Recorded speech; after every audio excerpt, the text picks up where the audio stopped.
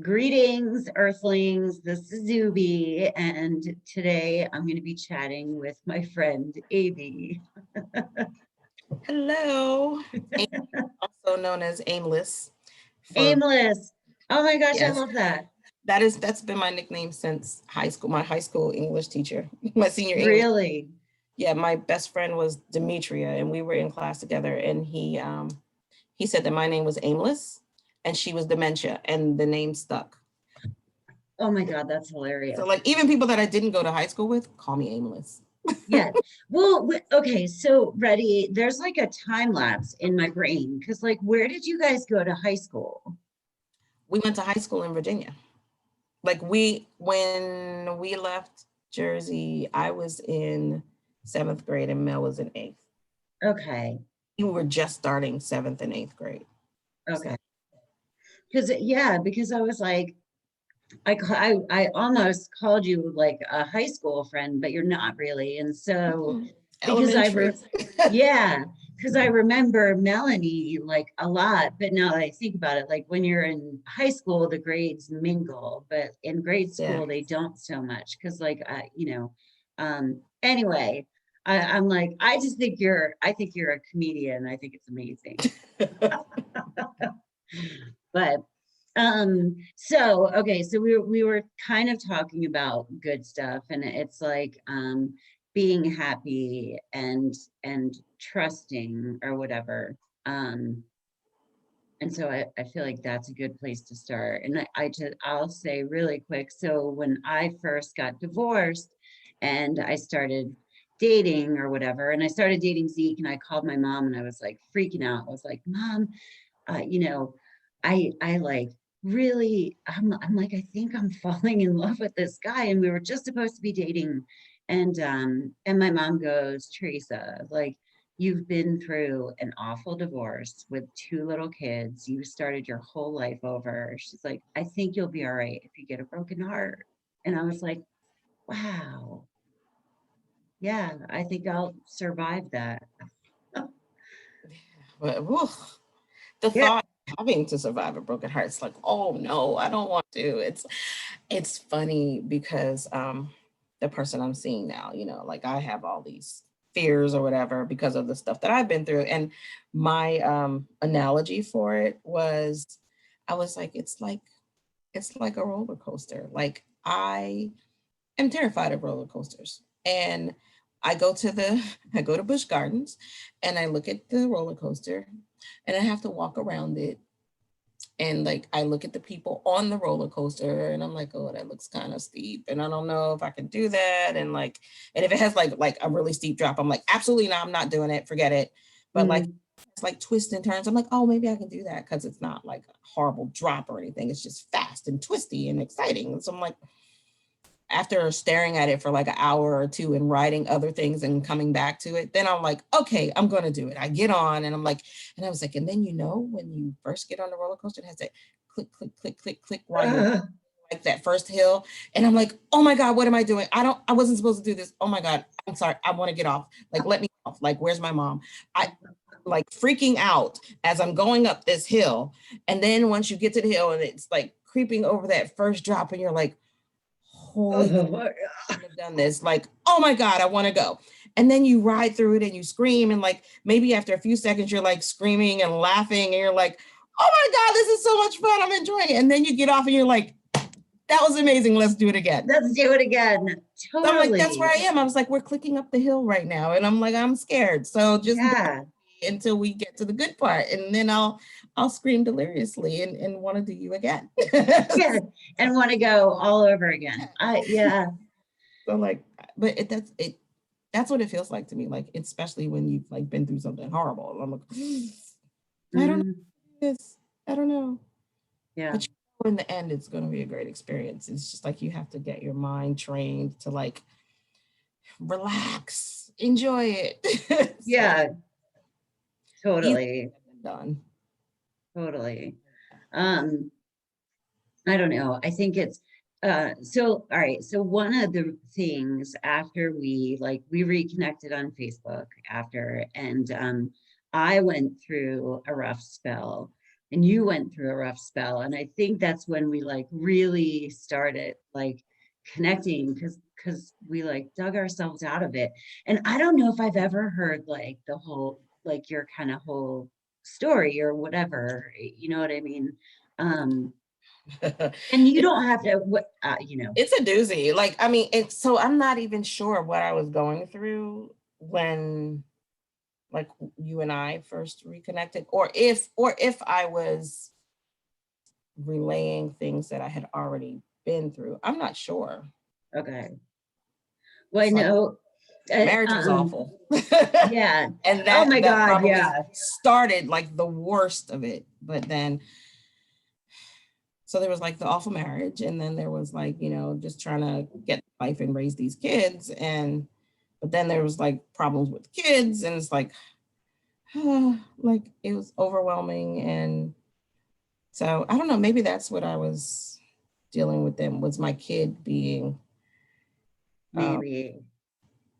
he was in a mental health facility for like a year. I don't know. I don't know if that Okay.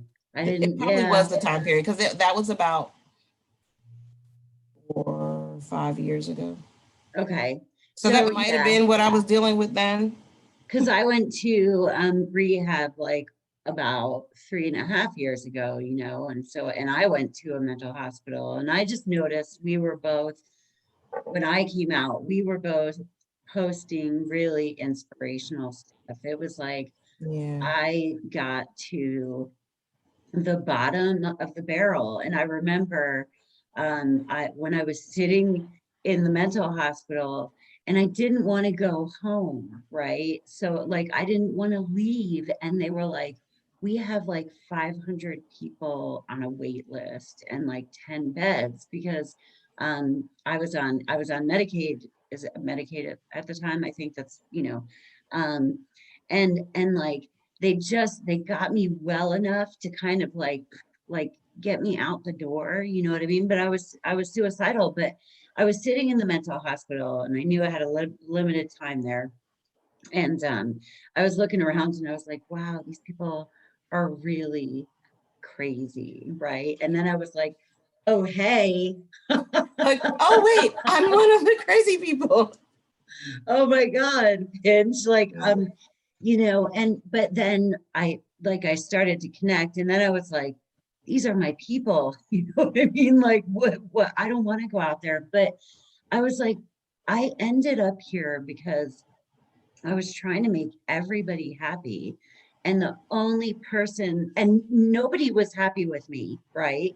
And I was fucking miserable. You know what I mean?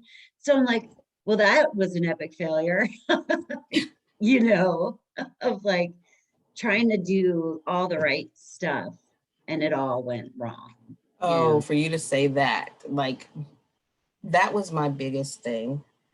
Um, and while you were talking and you said like 3 or 4 years ago, I now remember where I was 3 or 4, and Okay. I'll get back to that. But you saying like, you know, doing the right thing or whatever. And I was always the person that was like making everybody happy. I wanted everybody to smile. And I'm still like that. I want people to be happy. So Same. like whatever I can do to contribute to that, I want to do it.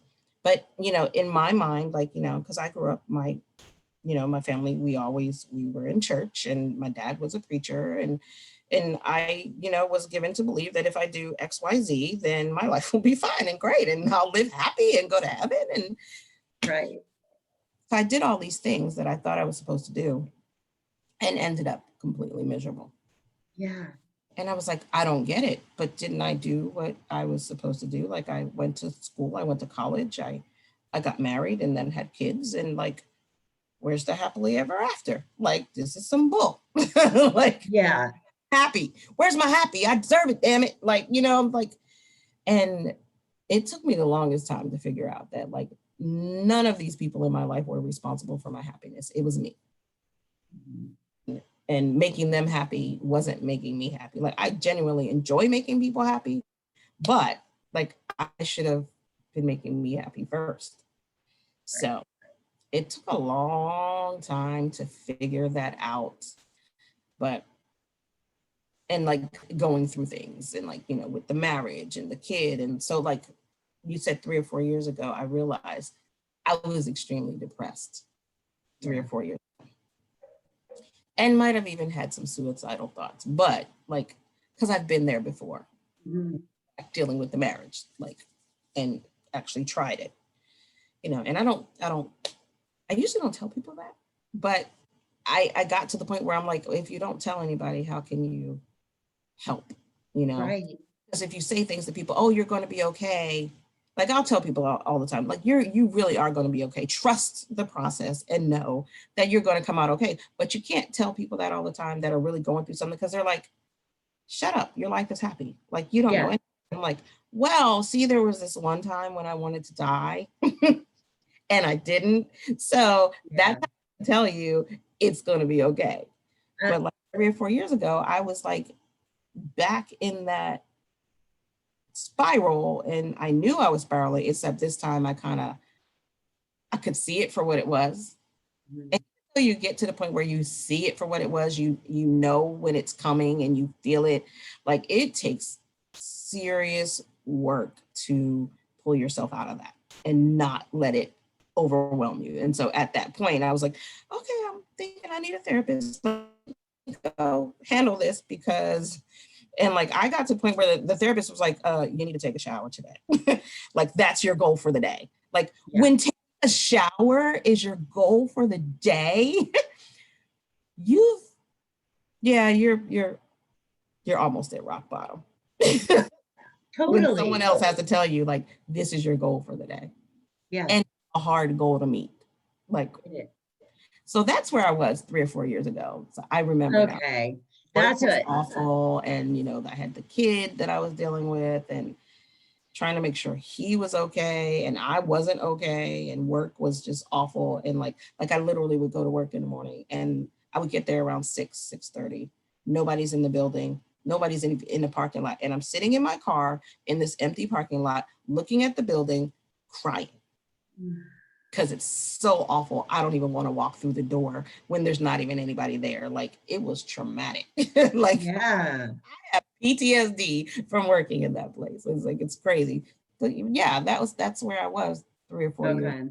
I had to like kind of pull myself out of that. Like I said, once you've been there, you have to force yourself to boost yourself up and encourage yourself.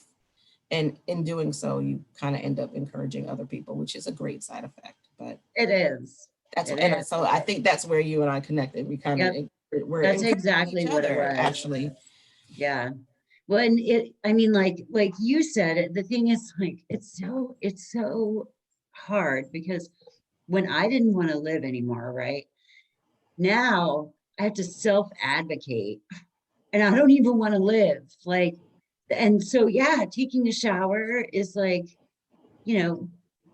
like that's superhero shit. You know what I mean? like, oh shucks, I smell good today. Like, don't know what's gonna happen tomorrow, but today I'm April fresh. Right. Yeah, and so because then that's what it is. And I saw you like coming out and I was like, oh my gosh, like, and maybe other people see it too, but like, I think we kind of recognize that in other people. I'm like, ooh, like Aimee found it. Like I finally found it in here. And I don't know how, like it wasn't right away, but it was like,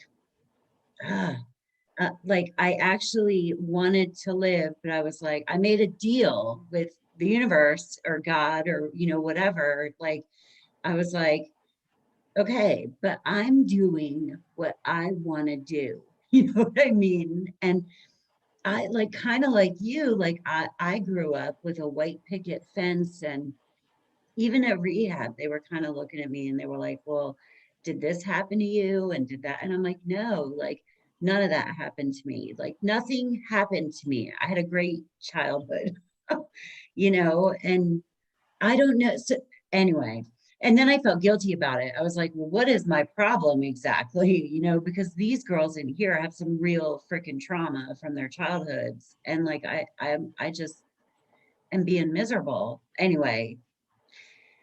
But that I just did. That's what it was like. and then it, like, not to add, like I learned kind of not to add guilt to like the fact that I felt shitty, you know what I mean? Like, anyway. Right, you kind of have to own what you're feeling. Right. And no one can say like how you're supposed to feel. Mm-hmm. They're you. So, I mean, you own it. It's like, Yeah. I don't feel great. I feel like, the world is against me sometimes. And that's okay for me to feel like that. Mm-hmm. What's not okay is if I don't like feeling like that, to stay like that. Yeah. That's the part that has to click for you, Yeah. is knowing, yeah, this is where I am, but this is not where I want to be. And I've got to do some work to get to where I want to be. So that's the hard part. Yeah, that is the hard and part. not comparing yourself to anyone else, because even if somebody went through exactly what you went through, they are not going to experience it the same way. They're not going to have the same feelings. Like, someone else could have gone through what you went through, and instead of depression, it's just anger, intense anger. Mm-hmm. Mm-hmm.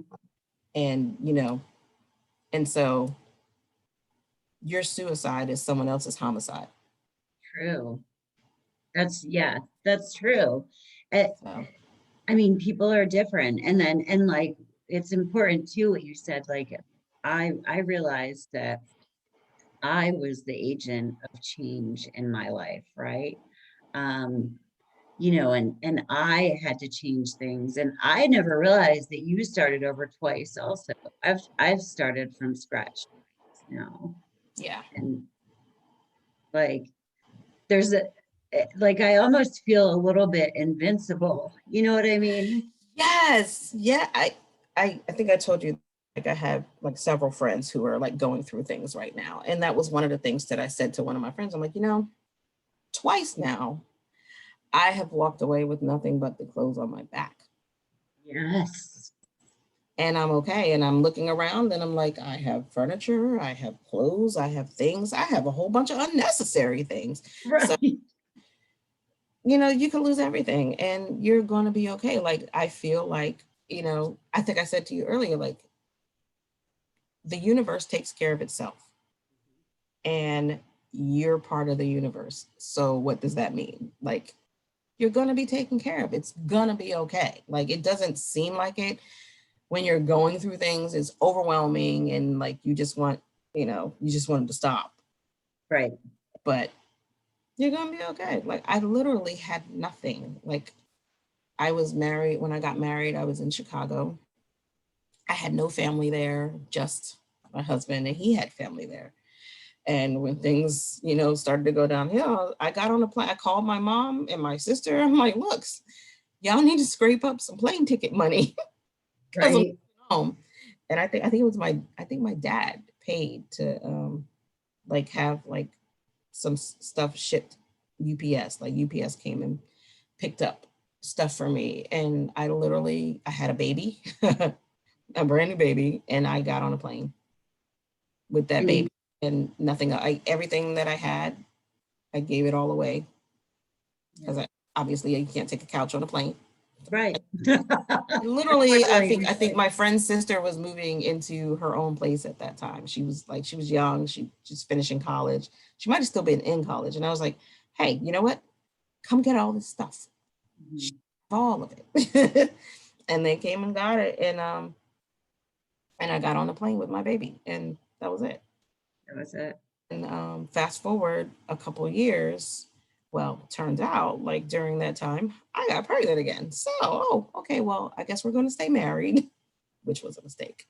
But so then he followed me to Virginia and we stuck it out like maybe another year. And then it just was still awful. And I was like, you know what?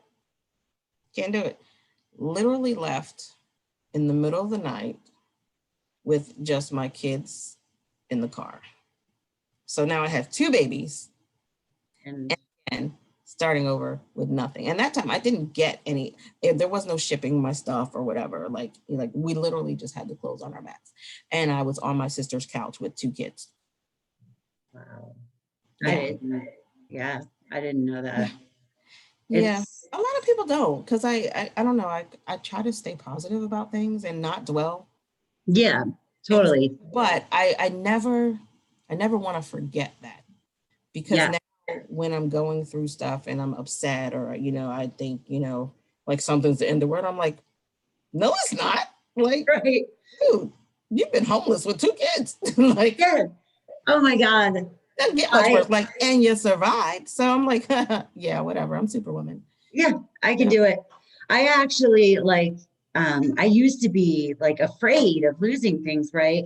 And then after I lost everything, so like now I almost kind of like play this game where the stuff that happens, I need to tell myself it's really not important. You know what I mean? Like that there's something in here that will always be fine. You know what I Yeah. mean? Even if ready, because I was suicidal and I've considered death. It's like weird to say, but like if I die, like okay, that's sad for the people that I leave behind. You know what I mean? But I've just contemplated death so much that that doesn't scare me either. You know what I mean? Yeah. But like, and that's not in a way to say like I have a death wish or but I think you know what I mean. Like I'm just Mhm. like okay. But I play a game of like, well, what's the worst that could happen? And then I laugh at it. You know what I mean? Like, Yeah. oh my gosh, what's I the worst totally that get can, it. yeah, like my car could break down and I hang out on the highway for like a couple, and I don't, anyway, and then I Right. end up laughing. And And then my mind would go like, okay, my car breaks down. I'm on the highway for a few hours. I'm like, but somebody totally amazing could come by and rescue me. yeah, And I never would have met that person if I didn't break down on the highway. So I'm okay. yeah. Oh my gosh, yeah. It's so Because it's so crazy. Like, it's like, you start to realize that everything happens for a reason. And it's so cliche and people say it all the time. But when you get to the point where you understand that that really is the truth, and that there's little tiny things that happen along the way, and like, your life is this great tapestry. And if these little things didn't happen, then when you hold up the whole tapestry, there would be things missing, and it oh my wouldn't gosh, picture. But because these little things happen, or these little snags happen, you hold it up and you're like, my God, like that's art. Like, and it's so beyond anything you could have imagined creating. But yeah, all of the little snags have to happen for yeah. that complete work. So I'm just like, okay, All it's fine. right, It's supposed to happen, And yeah. like, talking about the pandemic, and I had COVID back in January, and it was really bad because I have diabetes and asthma. Mm, Um, I ended up getting pneumonia in both lungs, and like literally, and people would say, are you okay? Like, what's going on with you? And I'm on Facebook and I'm like, I'm okay. And in reality, I'm in my room and I'm like, I'm going to die alone in this room. And I'm scared, but I didn't want anybody else to be scared. So I'm just like, I'm okay. And technically that was true. I was okay. I was here. I had meds, whatever. But the truth is, I really thought I was going to die. And I was like sitting in my room, writing down like what I want to happen. And here's where my insurance is. And here's who you need to contact. Like, I was writing down all this stuff because I thought I was going to die. And then when I didn't, I was like, oh, shucks, I survived again. Like, oh my God, I love it. I have, and now I'm like, I'm gonna do everything that I even ever thought I wanted to do, because like I didn't die. yeah, And so it just kind of pointed out the fact to me that like, even though I had gotten to a great place, mentally and even spiritually, like I was in a good place and felt like I had kind of found my footing, almost dying kind of pointed out the fact to me that I wasn't. yeah, Like, yes, I survived all the stuff that I had been through, and yes, I was, doing okay, but at the same time, I was still fearful of things happening. And it was like, why am I living afraid to do things, afraid to experience things, or afraid to like, open up to people or whatever? I'm like, want to do all of that. Like, I'm like, did you forget that you lost everything twice and you made it through that and survived? So why are you even afraid to like just jump and try something new? Like, what's the worst? Like you said, what's the worst that could happen? It happened. It's, but the funny thing is like, I think that's like, it's human nature kind of to forget, right? Because I do too. And then I have to remind myself, but then a life event reminds me, right? That like, oh wait, I'm like being fearful again. Why am I doing that? You know, oh, I'm making this person happy over here and I'm starting, but it reminds me of a tarot, like it's like an oracle card and it's called Round and Round. And I pulled it for somebody one time and they were like, that's right. Like I keep doing the same thing over again. And I'm like, no, you don't, because it's a spiral staircase and it just keeps going. So it's like you like level up, you know what I mean? And you catch on quicker and you're like, oh, wait, I recognize this. Like, Yep. you know, and it like not everything happens for a reason. It's kind of like the universe is like, here's your reminder. We're going to see how quick you catch on this time. You know what I mean? Yes, yes, because the same stuff will keep happening. I'm just like, man, I've been through this already, but it's like, nope. Like I was dating somebody a couple years ago, and that didn't work out. And I had a choice in being completely just overwhelmed and upset by it, or saying, you know what, okay, now you've learned. Like, we won't do that again. Like, and that's where I was. I was like, okay, like, it just you learn to like roll with the punches. It's like, like, yeah, I could go through that whole depression thing, but like, do I really want to do that? Like, let's just skip those months and get right back to the motivational part. Like, Totally. done that, like, okay, I'm gonna cry this week. Yeah. And now, okay, enough of that crap. Like, right. Let's do this. Like, you're fierce, you're awesome. Like, you have to like really do those self-affirmations. Like, it sounds stupid when you first hear about it, but when you start doing it, you're like, yeah, I'm pretty badass. Totally. Yes. And so there were like two things, like dings, I love this, but my dad had struggled with anxiety and stuff when he was in his mid 40s, you know what I mean? So we really connected over that. And then you wonder, like, is there a reason for everything, but and he told me, he was like, and dads, like, here's this like stoic guy, you know what I mean? And he was talking about the affirmations and he was telling me that that's what I needed to do. And he's like, I'm going to tell you, I never felt like a bigger asshole than standing in front of a mirror telling myself how awesome I am, but it does something. And I think it speaks to you inside, yeah. And then you said, like, with the crying, like, okay, I'm going to cry for a week because like, it's about like healing, you know what I mean? So yeah, you cry and like, you don't like go, I'm fine. You know what I mean? Like, ugly cry that you don't want anybody to see. Like, let me just let this all out. Yeah. And you have to let it out. I was talking Yeah. to a friend last night and I was like, you know what? Sometimes you gotta just decompress, let all of that out. Because when you hold it all in, like the conversation we were having was about like not saying what's on your mind, not saying how you feel when people hurt you or upset you. And it's like you hold it in, you hold it in, you hold it in. And then all of a sudden you spew. Yeah. And what you're spewing has nothing to do with what's happening in that moment. You're like, and remember you stole my Cheetos in second grade? Like, yeah. To me, it's like, wait. Like, we're talking about the fact that you did this yesterday and you're talking about the Cheetos I stole in second grade. Like, can we like kind of bring get like together hold on it this? in, you spew so much and it's just like, and bad things happen. Yeah. Bad things happen when you hold stuff in. I feel like you just need to let it out. Yeah. Like, let it out. What everybody else thinks about it, like, let it out. But it's like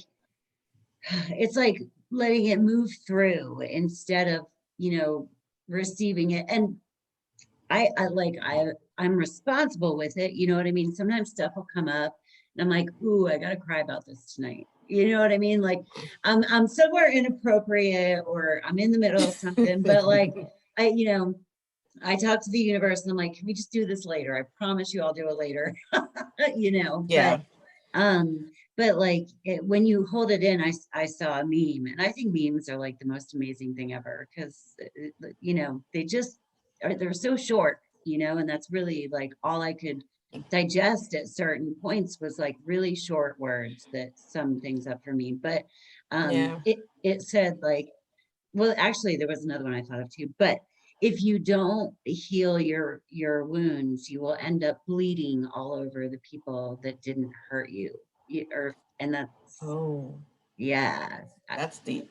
it is deep, you know. And then there was another one, and it was like, so a crackhead is gonna, you know, and I knew a few in rehab, but like a crackhead is gonna go out there, and every day, it doesn't matter how tired they are or how sick they are, like they're gonna get their crack, like no matter how broke they are or whatever. And it's like, are you gonna tell me you don't have the same motivation as a crackhead? Like you know what I mean? It was like, come I on. mean, it's funny, but at the same time, it's like, Right. Like, oh, wait a minute.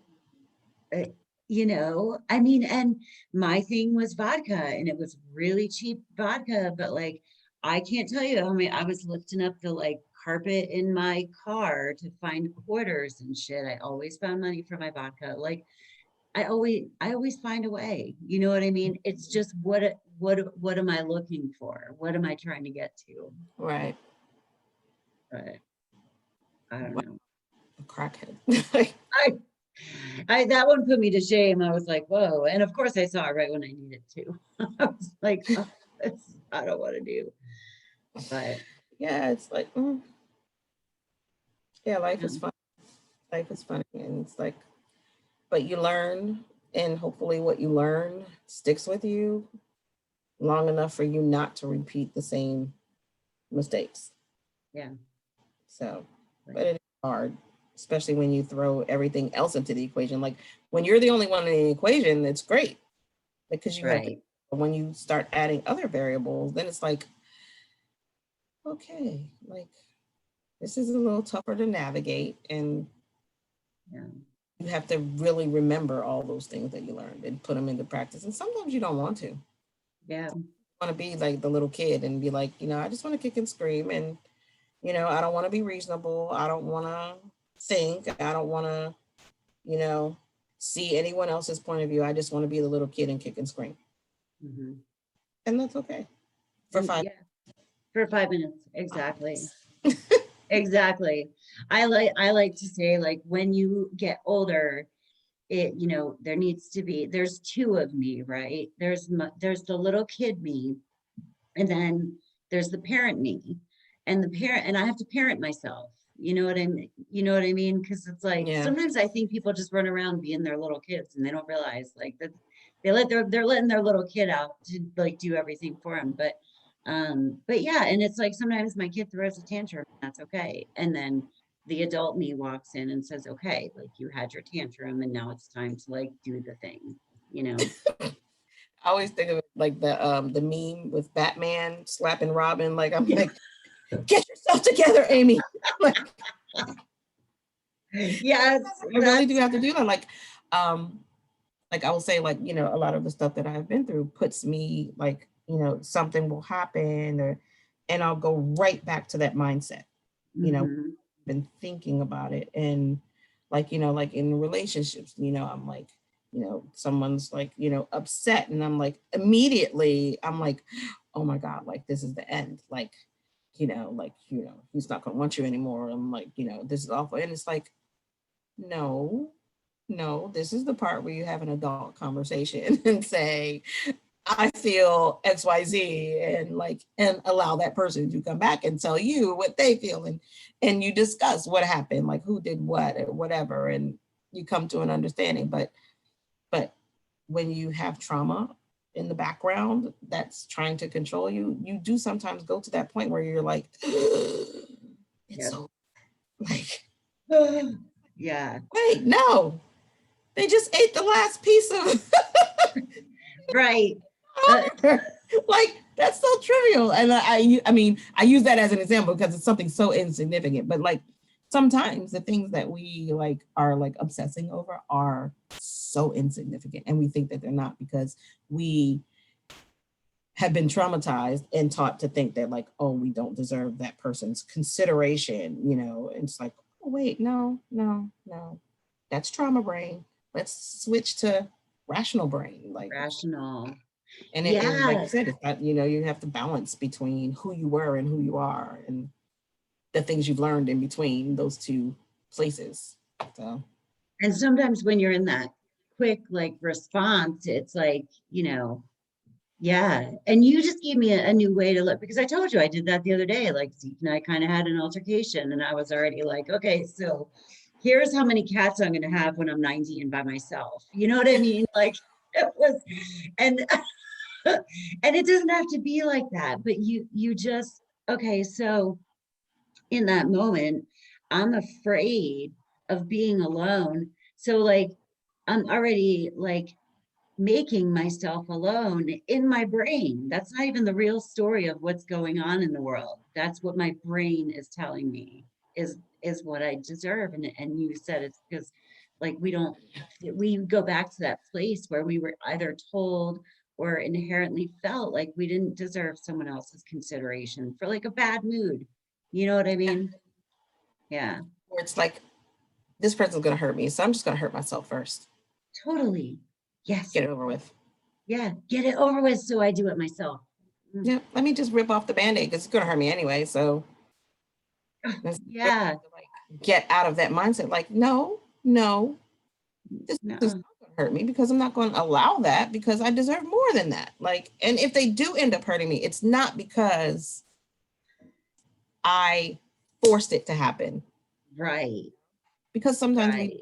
when we have been traumatized, we force people to fit right into that mold that we created in our minds of a person and how they're going to treat us, instead of making them fit the mold of how we demand to be treated. You know, like they're just like, oh, you're going to be just like this other person that hurt me. So let me just go ahead and push you along that road anyway. Yeah. And so you lash out at people that you really don't mean to lash out, but that's your fear showing. But the right person will understand that it is your fear lashing out at them and not you not wanting them or you like really being angry with them. It really is just your fear showing up. Right. To push them away because you feel like they're going to hurt you and you don't want to open yourself up to that. So if you hurt them first or force them, that's what happened and I knew it was going to happen and I'm okay. I'm fine. And that is like such a dangerous way to think or live. And it really is not a way to live. Like that's not living. So you really have, it's hard to put that trauma away, box it up. Yeah. Put it where, and not let it clutter your space. So totally. And being authentic in that process, you know what I mean? Which is vulnerability, but like sharing, this is where I came from or whatever. And this was my experience, because like with Zeke, he knows like my history and, and so it's kind of like, anyway, it's like using adult words to explain, like, I have this reaction and I'm working on it, but just so you know, it's there. Yeah. Anyway, this has been like amazing for me. Yeah, this is yeah. It's funny because when you asked me to, I was like, what the hell are we going to talk about? I don't know. Like, I'm like, I don't have anything of value to contribute. I'm like, I don't know, but okay, we'll go for it. But no, this was actually really good. Like, yeah, good. Cool. Well, hopefully somebody will listen and what we've said will resonate with someone and one person. even if it's one, totally. I mean, that's, that's my thing. It's like, and not only that, but like I got to catch up with you, you know what I'm saying? Which is amazing. So I'll hit stop record and then we can say goodbye or whatever. But anyway, bye, fellow Earthlings. Bye.